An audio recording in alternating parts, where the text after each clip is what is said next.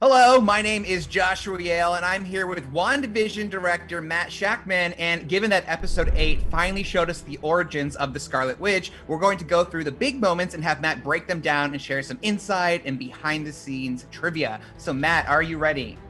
I'm ready. Cool. So first up, we have Wanda's tragic childhood incident. Now, we've already heard about this through dialogue in Age of Ultron. So how did you go about taking something where we already know what's going to happen and then adding in this new wrinkle where they only survived because Wanda used her power for the first time to disable the bomb?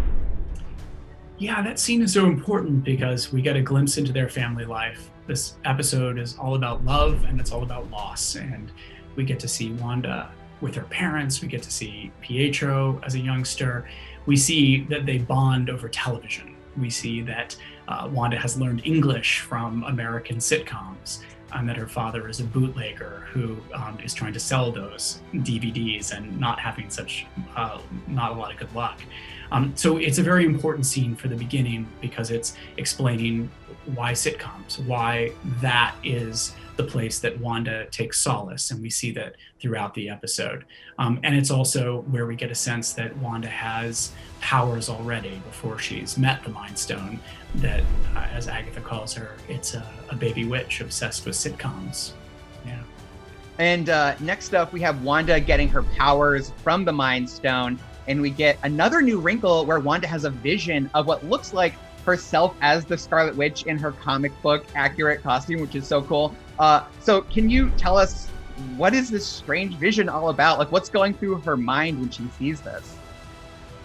This episode was about going through Wanda's past, but what's past is prologue, right? And so it's also about how she's been drawn forward into different moments that will eventually lead to other places we haven't seen yet. So it's as much about the past as it is about her future. It's an episode about destiny, really.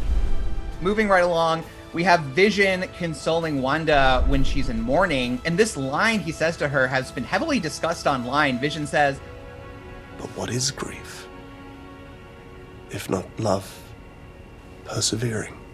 So I'd love to hear your thoughts on the meaning of this line and what it means for Wanda to hear it in this vulnerable moment in her life. The episode was so important because it pulls back the curtain on what the whole story has been all season. And hopefully folks can go back and look at episodes 1, 2, and 3 in a new light now. I mean, this is a story about love. It's about loss. It's about grief. It's about how we move on from loss. Something I think we all know all too much about in general, but especially this year, the year of the pandemic. And so everything that we've done so far, even silly live audience sitcoms in the 50s, is fueled by Wanda's loss and about how she's trying to find solace from that loss. So that's, what the Avengers HQ scene is really about. And it's also about their connection. We've seen them together. They've been quite charming together, making paprikash. We've seen the highs and the lows, but this is the moment where they really come together. This is a moment where he provides the solace that she needs, the way forward. And that line is quite beautiful, but it's also made especially beautiful by the line before it as well, when Wanda articulates what loss is like to her. And he is able to give her a way forward. He's able to show her that love is the way through that, which is, he's quite a wise person, Vision. Even though he's not human, he seems to be more human than any of us. He has some of the best lines in the MCU. I think that one written by, Laura Donney is gorgeous. And there's one in Ultron, which I love too. But a thing isn't beautiful because it lasts. So next we have Wanda going to Sword HQ and Twist not stealing Vision's body like we were led to believe. And we see Vision's body is pulled apart, which is imagery taken from the comics. And just like in the comics, what I really like about it is even though Vision is made up of synthetic parts, it's still disturbing to see him like this because to us and to Wanda, he's a person. So this is like gruesome. So could you explain how you practically pulled this off and made it work so well? That was a real challenge. It's one of my favorite scenes, but it required a lot. And we weren't able to build such a large set. So we had to kind of go out and try to find an operating theater from S.W.O.R.D., which is not something that you can find on every street corner.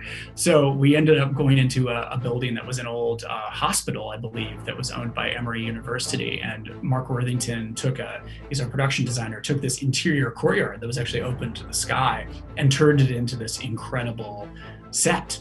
And we built Hayward's office on one of the floors overlooking it, so it was all practical.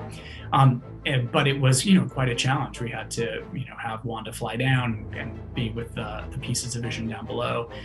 But practically, a lot of that is stuff that we had there on the day, and some of it is enhanced through VFX as well, which is the same as whenever you see Vision. It's Paul Bettany, but on top of him is a layer of CG as well. Yeah. Very cool, very cool. Alrighty, next we see Wanda going to Westview, and in an explosion of grief, she uses her powers to create the Hex. This is an iconic moment from the comics, and I love how you can see like the same stylish building blocks in the House of M art style. So how did you approach bringing this truly astonishing and tragic moment to life? Worked very hard over many months on what that sequence would look like, what were the moments that we wanted to see, how would we build it. I worked with some amazing storyboard artists, in particular Richard Bennett, Simeon Wilkins, and Jeremy Simser. And I would say that whole sequence evolved over many months through storyboards, and certainly the influences that you mentioned are there. How do you create reality? And we did look at other examples of reality creation in the comics.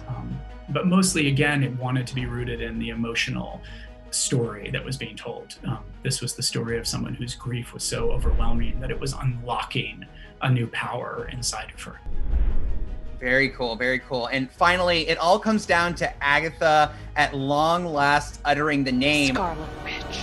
And in a previous episode, there's a little joke about how Wanda doesn't have a funny nickname yet. So I want to know all about what kind of thought and care you put into how when we finally do hear her superhero name, it lands not as a joke, but as this rousing fist pump moment. Well, the show is definitely about where Wanda is going, and about this destiny that we talked about. That particular episode is exploring her past so that we can understand what's coming up. We did put that line in earlier on to draw attention to the fact that she has just been called Wanda Maximoff in the MCU. And those that know better know that there's another name for her as well, those who are comic fans. And so here's Agatha. We know that there's magic in the MCU. We know from Doctor Strange and that world, but we haven't seen witches before. And so we get a chance to see through Agatha and through Salem in our flashback that it's been around for a long time. And Agatha is able to help Wanda along this road to kind of figure out who she really is and put a name on the power that she's never really known what to call and how to refer to it.